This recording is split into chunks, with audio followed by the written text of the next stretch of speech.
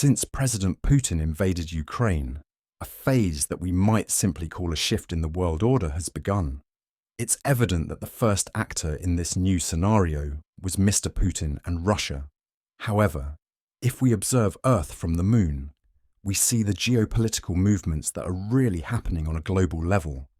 A recent example is the pre-war state between Iran and the United States.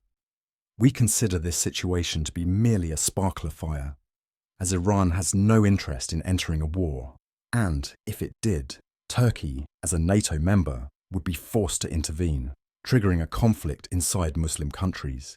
This underscores that what is at stake is not only natural resources, but also a new world order, in which both Russia and China seek recognition of their power. Those who truly feel threatened, like the United States, will respond. The reality is that their privileges are being questioned since China began paying for oil in yuan to Saudi Arabia. This directly affects the supremacy of the dollar and the economic viability of the United States and also Europe. The main issue is that we need to accept this new reality to avoid making wrong decisions that could worsen the situation.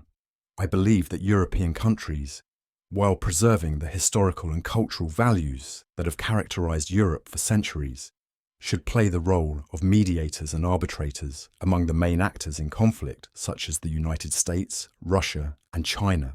This would involve a stance of neutrality, offering themselves as reliable interlocutors in negotiations.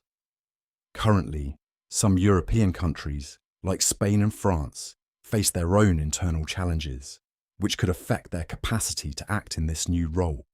Germany has traditionally been the one to finance and lead Europe, and although Chancellor Merkel is no longer in politics, her type of leadership would be ideal in this new phase. Finally, a practical measure would be for each country to prepare a list of its needs and present them at a negotiating table. This transparency can help recognize mutual needs and facilitate the search for common ground, essential for effective cooperation and for facing future challenges together.